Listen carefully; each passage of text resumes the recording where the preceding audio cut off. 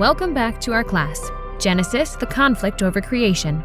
We're glad that you joined us to study how to handle and carefully interpret the opening chapters of the book of Genesis. Our instructor is James Rochford. In this episode, we will evaluate John Walton's functional interpretation of Genesis. John Walton, a professor of Old Testament at Wheaton College, is the premier proponent of the functional view of creation. Though Dennis Venema, a biologist, and Scott McKnight, a New Testament scholar, also share this perspective. According to this view, Genesis 1 does not describe the origin of material things, but rather it describes their order or their function.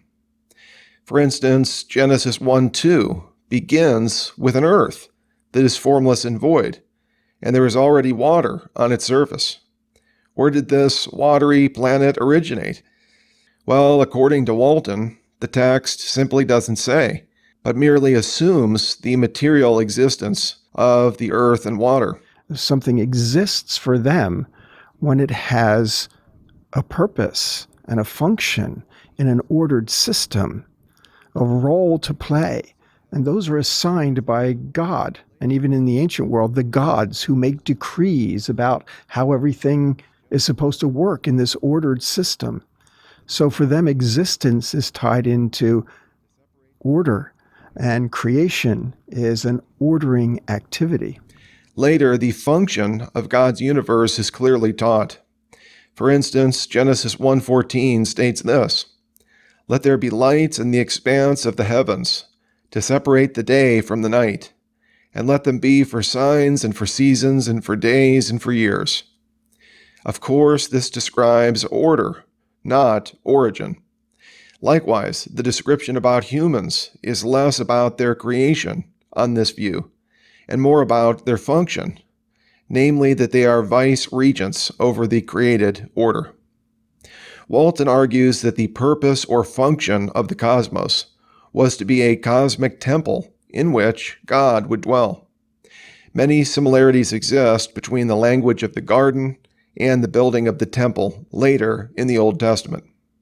And Isaiah even states that the universe is somewhat of a cosmic temple for God in Isaiah 66.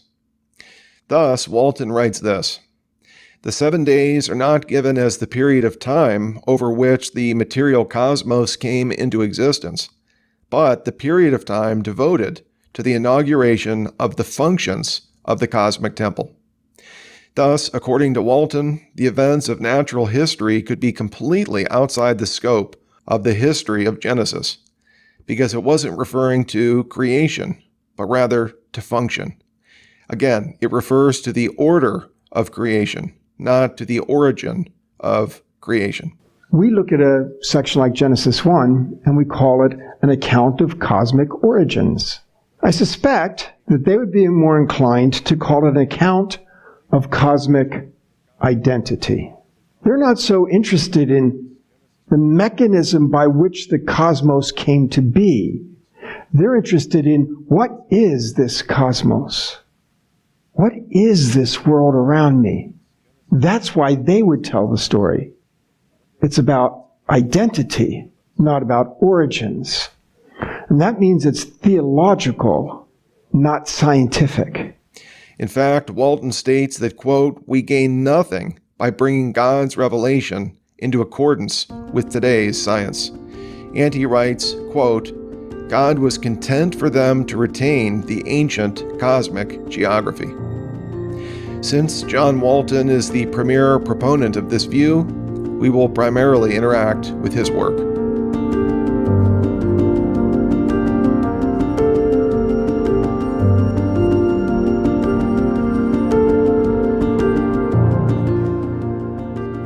Does Genesis only refer to function?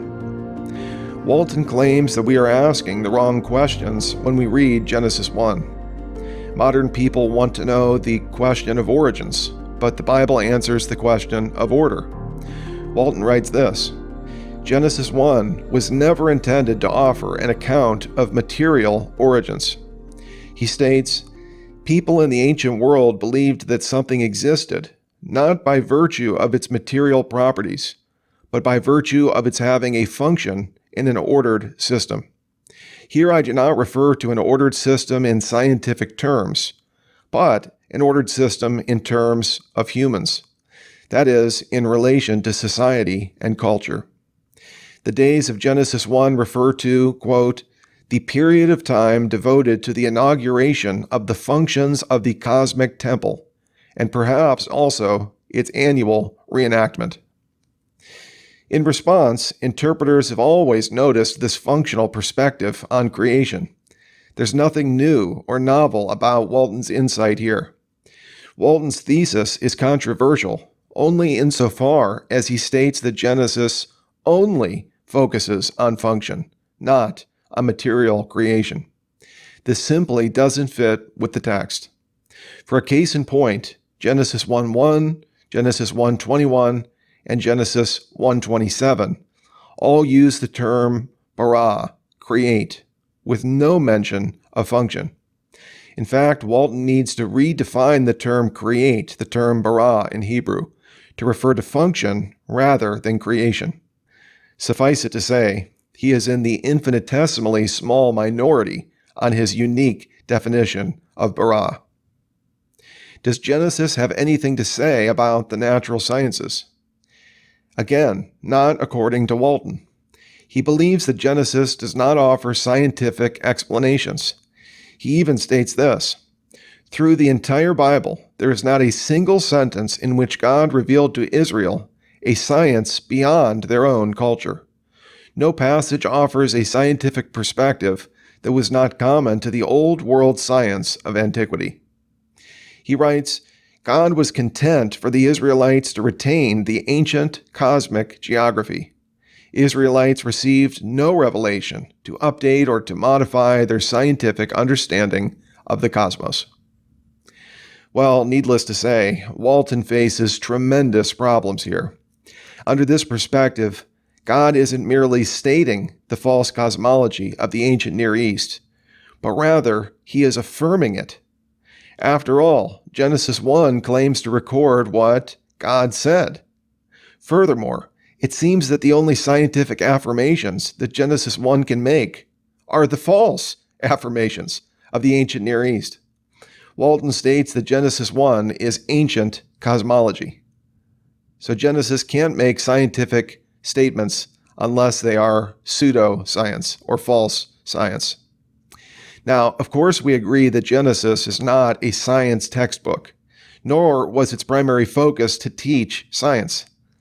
However, this is far different from saying that it makes no statements that have implications for the natural sciences. I mean, read Genesis 1 for yourself. Can the reader of Genesis 1 honestly believe that this text has nothing to say about material creation?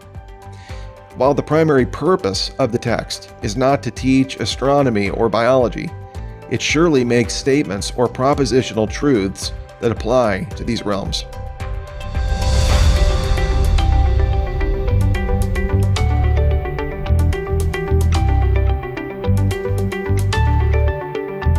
Were Adam and Eve the sole progenitors of the human race? Again, Walton denies this. Regarding the humans before Adam, he writes this: the anthropological specimens would not be viewed as humans in the image of God. They would not be assessed morally, any more than an animal would, and they would be subject to death as any animal was. He disagrees that, quote, aspects of evolutionary theory should be accepted uncritically, and neither does, quote, evolution provide the best model. But he goes on to say that, quote, neither Genesis 1 specifically, nor biblical theology in general give us any reason to reject it as a model. He continues, Genesis 1 offers no objections to biological evolution. What's so ironic about Walton's thesis is that he repeatedly states that we need to get into the cultural mindset, what he calls the cultural river of the ancient Near East. He says repeatedly in his lectures that the Bible was written for us, but the Bible was not written to us, that we need to get back into the mindset of the ancient Near Eastern culture in which it was written. And yet, after all of this interpretation and trying to transcend the 3,500-year gap between us and the original author, Walton's conclusion effectively lands precisely with modern conclusions about biology, evolution, and so forth. All of these statements about getting into the cultural river and mindset of the ancient Near East actually results in just adopting modern and modernist scientific assumptions. Now, Walton himself would deny that he's trying to make any kind of scientific statements, and yet it is incredibly suspicious that we go through all of this cultural adoption of the ancient Near East, only to discover that Genesis is telling us precisely what we believe already in the 21st century about origins.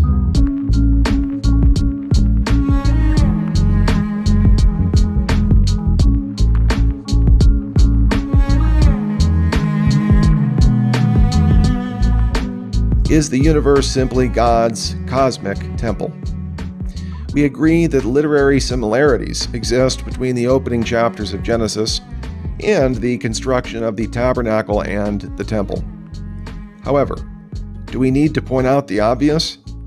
The similarities between the creation of the universe and the creation of the temple refer to physical creation. Namely, these similarities refer to the physical creation of the physical tabernacle and temple, which didn't previously exist. Thus, the origins and the order are both in view regarding the tabernacle and the temple. Furthermore, we see no statement of God taking up residence in the cosmic temple.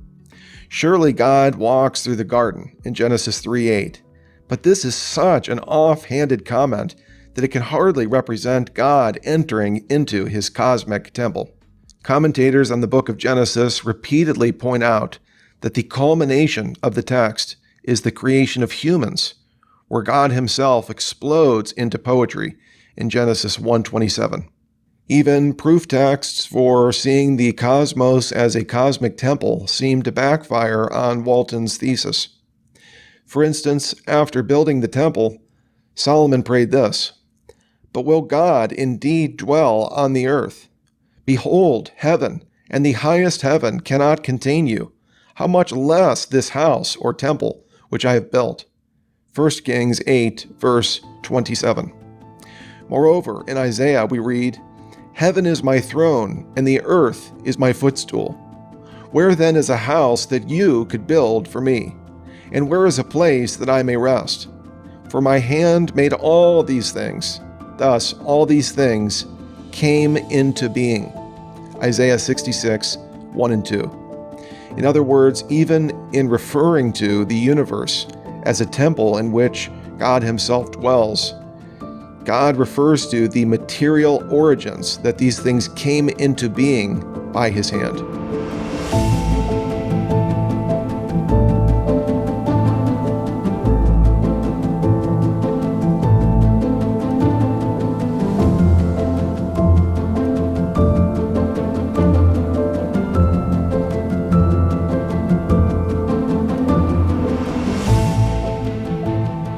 Are modern readers simply too biased to interpret Genesis chapter 1? According to Walton, modern readers are interpreting Genesis through the paradigms and the presuppositions of modern people, that of origins rather than function. Now, Walton admits that his view is novel and is in the minority. So what could account for this? Well, Walton contends that other scholars and readers simply haven't considered this view because of these modern presuppositions about origins. He writes that his view is, quote, "simply one they have never considered because their material ontology was a blind presupposition for which no alternative was ever considered." But if this is true, why don't scholars of ancient Near Eastern texts notice these same phenomena? The answer is simple. The ancient Near Eastern texts mention both origins and order, both creation and function. That is to say, when we get outside of Hebrew literature, ancient Near Eastern texts mention both the creation as well as the function in their creation narratives.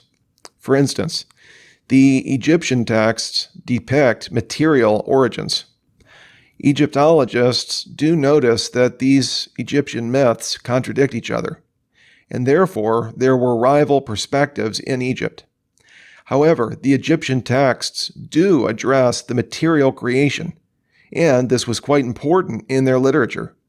Many texts explain the creation of the creator gods themselves. In the Egyptian texts, the lesser deities were spit out, sneezed out, or even ejaculated through masturbation. Egyptian texts also explain the material origins of humans. So, the Egyptian texts themselves agree with Genesis on teaching material origins, but they disagree on the self-existence of the gods themselves. Likewise, Mesopotamian texts depict material origins. The Enuma Elish, for example, does deal with the function of humans, but it also deals with their creation. Marduk states this: "Blood I will mass and cause bones to be. I will establish a savage. Man shall be his name. Verily, savage man I will create."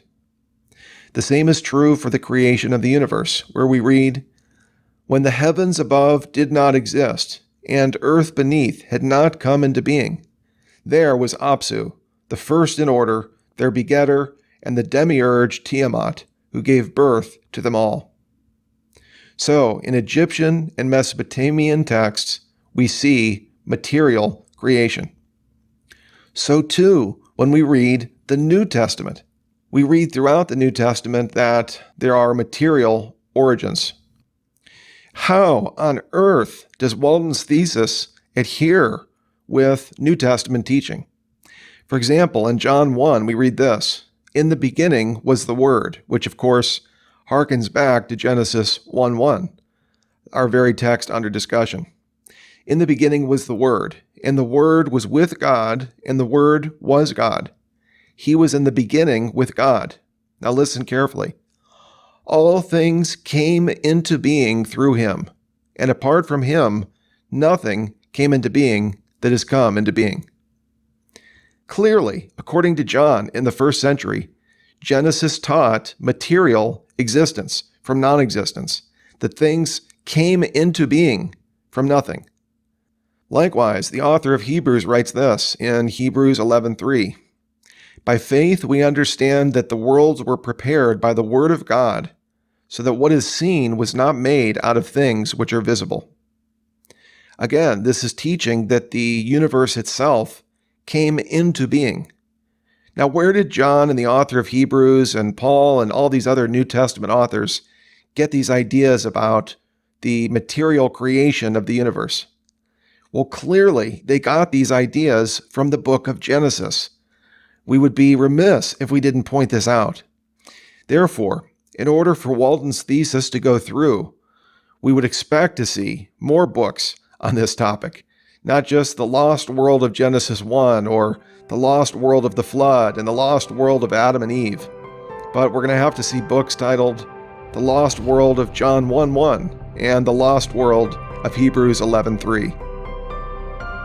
Or perhaps someday someone will publish a book titled The Lost World of John Walton.